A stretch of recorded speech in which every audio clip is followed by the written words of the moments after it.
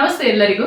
ಎಲ್ಲರನ್ನು ಸುಸಿಸ್ ಕಿಚನ್ಗೆ ಸ್ವಾಗತ ಮಾಡಿಕೊಂಡು ಇವತ್ತು ಅದ್ಭುತವಾದ ಅಡಿಗೆ ಮಾಡ್ತಾ ಇದ್ದೀನಿ. ಬನ್ನಿ ಹೇಗೆ ಮಾಡೋದು ನೋಡೋಣ. ನಾನು ಮಾಡುವ ಅಡಿಗೆಗಳು ನಿಮಗೆ ಇಷ್ಟ ಆಗ್ತಿದ್ರೆ ದಯಮಾಡಿ ಸಬ್ಸ್ಕ್ರೈಬ್ ಮಾಡಿಕೊಂಡು ನಿಮ್ಮ ಫ್ರೆಂಡ್ಸ್ ಅಂಡ್ ಫ್ಯಾಮಿಲಿಗೆ ಹೆಚ್ಚು ಹೆಚ್ಚು ಶೇರ್ ಮಾಡಿ, ಹಾಗೆ ಲೈಕ್ ಮಾಡಿಕೊಂಡು ವಿಡಿಯೋ ವಾಚ್ ಮಾಡಿ.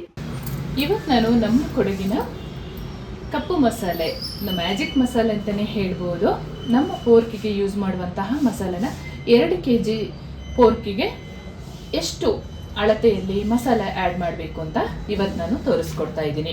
ತುಂಬ ಜನರಿಗೆ ಅದು ಕನ್ಫ್ಯೂಷನ್ಸ್ ಇತ್ತು. ಸೊ ಮಸಾಲೆ ಮಾಡೋದು ಗೊತ್ತಾಗ್ತಿಲ್ಲ ಮೇಡಮ್, ನನಗೆ ತಿಳಿಸ್ಕೊಡಿ ಅಂತ ತುಂಬ ಜನರ ಕಮೆಂಟ್ ಇತ್ತು.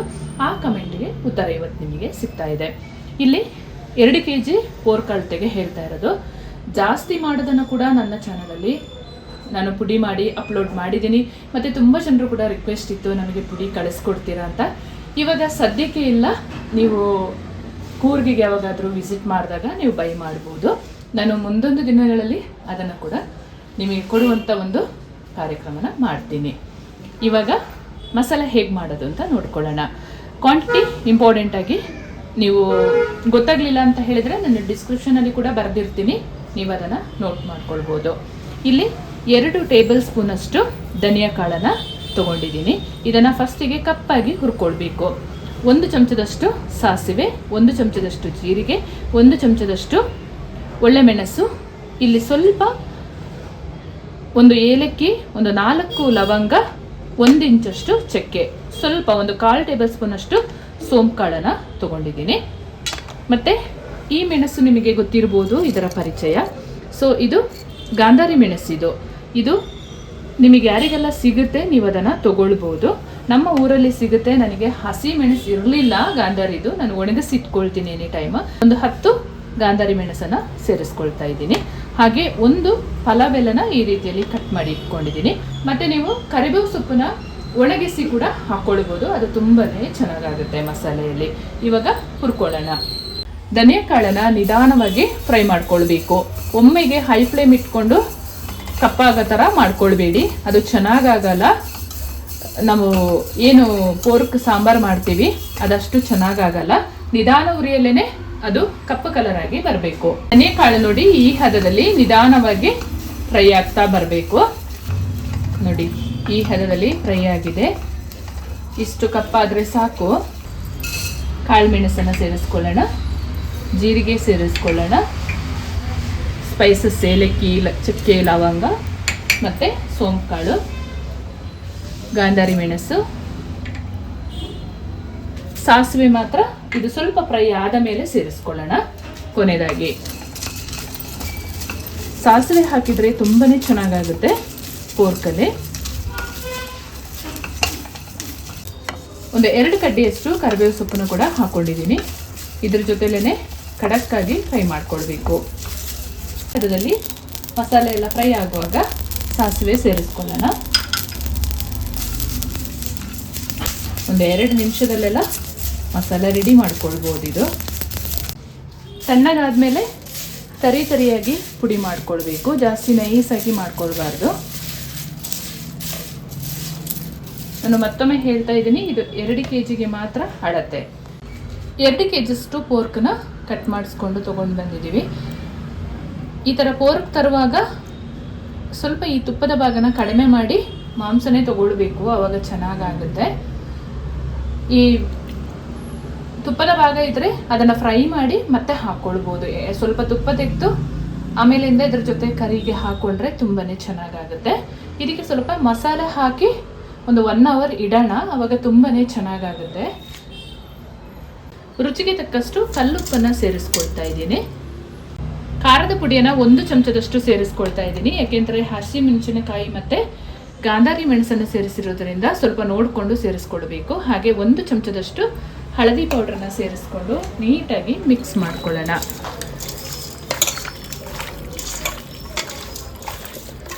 ಚಿಕನ್ ಆಗಲಿ ಈ ಥರ ಪೋರ್ಕ್ ಅಥವಾ ಮಟನ್ಗಾಗಿರಲಿ ಕಲಸಿ ಇಟ್ಟು ಮಾಡಬೇಕು, ತುಂಬಾ ಚೆನ್ನಾಗಾಗುತ್ತೆ. ಪೀಸಸ್ಗೆಲ್ಲ ಚೆನ್ನಾಗಿ ಉಪ್ಪು ಮೆಣಸೆಲ್ಲ ಹಿಡಿದಿರುತ್ತಲ್ಲ, ಹಾಗಾಗಿ ಸಾರು ಕೂಡ ಅಷ್ಟೇ ರುಚಿಯಾಗಿರುತ್ತೆ. ಈ ಥರ ಕಲಸಿ ಒಂದು 1 hour ಇಟ್ಟು ಮಾಡ್ಕೊಳ್ಳೋಣ. ಪೋರ್ಕ್ ಕರಿ ವಿಶೇಷವಾದ ರುಚಿ ಕೊಡಲು ಮತ್ತೊಂದು ಮಸಾಲೆನ ರೆಡಿ ಮಾಡ್ಕೊಳ್ಳೋಣ. ಇದೇನಪ್ಪ ಅಂದರೆ ಶುಂಠಿ, ಬೆಳ್ಳುಳ್ಳಿ, ಈರುಳ್ಳಿ ಮತ್ತು ಹಸಿರು ಮೆಣಸಿನಕಾಯಿ. ಹಸಿರು ಮೆಣಸಿನಕಾಯಿ ನೋಡಿ ಹಾಕ್ಕೊಳ್ಳಿ, ಯಾಕೆಂತ ಹೇಳಿದರೆ ನಾನು ಗಾಂಧಾರಿ ಮೆಣಸಿನ ಕೂಡ ಮಸಾಲೆ ರೆಡಿ ಮಾಡ್ಕೊಳ್ಳುವಾಗ ಹಾಕ್ಕೊಂಡಿದ್ದೆ. ಇದನ್ನು ಜಜ್ಜಿ ಹಾಕ್ಕೊಳ್ಬೇಕು, ತುಂಬಾ ಚೆನ್ನಾಗಿರುತ್ತೆ. ಒಂದು 1.5 ಇಂಚಷ್ಟು ಶುಂಠಿ ತೊಗೊಂಡಿದ್ದೀನಿ ನಾನು. ಇಲ್ಲಿ 3 ಗೆಡ್ಡೆ ಬೆಳ್ಳುಳ್ಳಿನ ಸೇರಿಸ್ಕೊಳ್ತಾ ಇದ್ದೀನಿ. ಬೆಳ್ಳುಳ್ಳಿ ಶುಂಠಿ ಇದಕ್ಕೆ ಸ್ವಲ್ಪ ಮುಂದೆ ಇದ್ರೇ ಚೆನ್ನಾಗಿರುತ್ತೆ.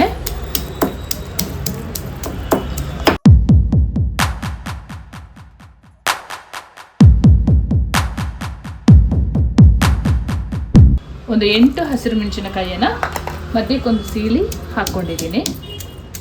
ರಫ್ ಆಗಿ ಈ ಥರ ಕುಟ್ಕೊಂಡ್ರೆ ಸಾಕು. ದೊಡ್ಡ ಈರುಳ್ಳಿನ 1 ತೊಗೊಂಡಿದ್ದೀನಿ, ಇದು ಸಾಕಾಗುತ್ತೆ 2 kg ಮಾಂಸಕ್ಕೆ. ಇದನ್ನು ಕೂಡ ರಫ್ ಆಗಿ ಇದ್ರ ಜೊತೆಯಲ್ಲಿ ಜಜ್ಜಿಕೊಳ್ಳೋಣ. ಮಸಾಲೆ ಎಲ್ಲ ಜಜ್ಜಿ ಆಗಿದೆ. ಇವಾಗ ಒಂದು ಪ್ಲೇಟಿಗೆ ತಗೊಳ್ಳೋಣ.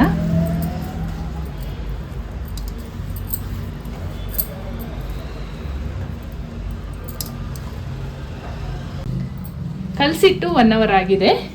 ಇವಾಗ ಪೋರ್ಕನ್ನು ಯಾವ ಪಾತ್ರೆಯಲ್ಲಿ ಕರಿ ಮಾಡ್ಕೊಳ್ತೀವಿ ಅದಕ್ಕೆ ಸೇರಿಸ್ಕೊಳ್ಳೋಣ.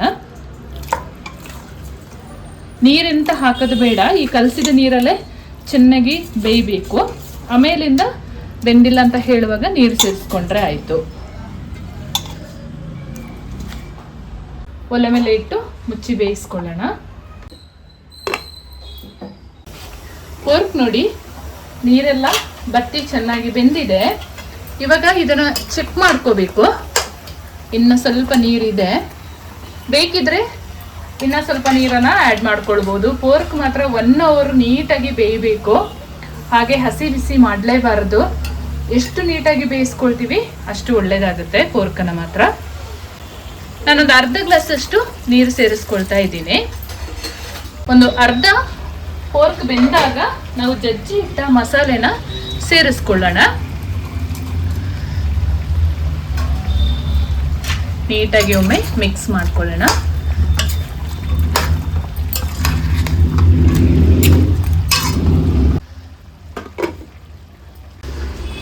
ಕರಿಬೇವು ಸೊಪ್ಪನ್ನ ಹಾಕ್ಕೊಳ್ಳೋಣ, ಸ್ವಲ್ಪ ಜಾಸ್ತಿನೇ ಹಾಕ್ಕೊಳ್ಳೋಣ, ಚೆನ್ನಾಗಾಗುತ್ತೆ. ಫೈನಲ್ ಆಗಿ ಪೋರ್ಕ್ ಚೆನ್ನಾಗಿ ಬೆಂದಿದೆ. ಇವಾಗ ನಾವು ರೆಡಿ ಮಾಡಿದಂಥ ಕಪ್ಪು ಮಸಾಲೆನ ಸೇರಿಸ್ಕೊಳ್ಳೋಣ. ಕಪ್ಪು ಮಸಾಲೆ ಹಾಕಿ ಒಂದು 10 ನಿಮಿಷ ನೀಟಾಗಿ ಮಿಕ್ಸ್ ಮಾಡಿಕೊಂಡು ಬೆಂದರೆ ಸಾಕಾಗುತ್ತೆ. ಕಪ್ಪು ಮಸಾಲೆನ ಸೇರಿಸ್ಕೊಳ್ಳೋಣ. ನೀಟಾಗಿ ಮಿಕ್ಸ್ ಮಾಡ್ಕೊಳ್ಬೇಕು, ಉರಿ ಕಡಿಮೆ ಮಾಡ್ಕೊಳ್ಬೇಕು. ಈ ಮಸಾಲೆ ಹಾಕಿದ ಮೇಲೆ ತಳ ಹತ್ತುವ ಚಾನ್ಸಸ್ ಇರುತ್ತೆ.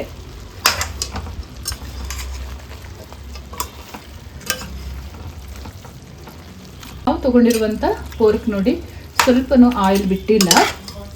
ಆಯಿಲ್ ಇದ್ದರೆ ನಾನು ಹೇಳಿದ್ದೀನಿ ಆವಾಗಲೇ, ಅದನ್ನು ಫ್ರೈ ಮಾಡಿ ತುಪ್ಪ ತಗೊಂಡು ಆಮೇಲಿಂದ ಸಾಂಬಾರು ಮಾಡ್ಕೊಳ್ಳಿ, ಚೆನ್ನಾಗಾಗುತ್ತೆ. ಮಸಾಲೆ ಎಲ್ಲ ಹಾಕಿ ಒಂದು 10 ನಿಮಿಷ ಬೇಯಿಸ್ಕೊಂಡ ಆದಮೇಲೆ ನಮ್ಮ ಕೊಡಗಿನ ಸ್ಪೆಷಲ್ ಹುಳಿ ನೀರು ಕಾಚನ ಪುಡಿಯನ್ನು ರುಚಿಗೆ ತಕ್ಕಷ್ಟು ಸೇರಿಸ್ಕೊಳ್ಳೋಣ. ನಿಮ್ಮ ಹತ್ರ ಇಲ್ಲ ಅಂತ ಹೇಳಿದರೆ ನೀವು ಲೆಮನ್ ಜ್ಯೂಸ್ ಹಾಕ್ಕೊಳ್ಬೋದು, ಇಲ್ಲ ಹುಣಸೆ ಹಣ್ಣನ್ನು ಕೂಡ ಹುಳಿ ಇರುವ ಹುಣಸೆ ಹಣ್ಣನ್ನು ನೋಡಿ ಸ್ವಲ್ಪ ನೀರು ಮಾಡಿ ಕೂಡ ಹಾಕ್ಕೊಳ್ಬೋದು, ಅದು ಕೂಡ ಚೆನ್ನಾಗಾಗುತ್ತೆ. ಇಲ್ಲ ನಿಮಗೆ ಕಾಚನ ಪುಡಿ ಬೇಕು ಅಂತ ಹೇಳಿದರೆ ಆನ್ಲೈನಲ್ಲಿ ಕೂಡ ಲಭ್ಯ ಇರುತ್ತೆ, ನೀವು ಒಮ್ಮೆ ಚೆಕ್ ಮಾಡ್ಬೋದು. ಇಲ್ಲ ಕೂರ್ಗ್ ಸ್ಪೈಸಸ್ ಶಾಪ್ಗಳಿರುತ್ತಲ್ಲ ಅದರಲ್ಲಿ ಕೂಡ ನೀವು ತೊಗೊಳ್ಬೋದು. ಫೈನಲ್ ಆಗಿ ನಮ್ಮ ಪೋರ್ಕ್ ಕರಿ ರೆಡಿ ಆಯಿತು. ಇವಾಗ ಒಂದು 4 ಟೇಬಲ್ ಸ್ಪೂನಷ್ಟು ಕೊತ್ತಂಬರಿ ಸೊಪ್ಪನ್ನು ಕಟ್ ಮಾಡಿ ಹಾಕೊಳ್ಳೋಣ. ಈ ರೀತಿಯಲ್ಲಿ ರೆಡಿ ಮಾಡ್ಕೊಂಡಿದ್ದೀನಿ. ಫೈನಲ್ ಆಗಿ ಪೋರ್ಕ್ ಕರಿ ರೆಡಿಯಾಗಿದೆ. ಇವಾಗ ಸರ್ವ್ ಮಾಡ್ಕೊಳ್ಳೋಣ.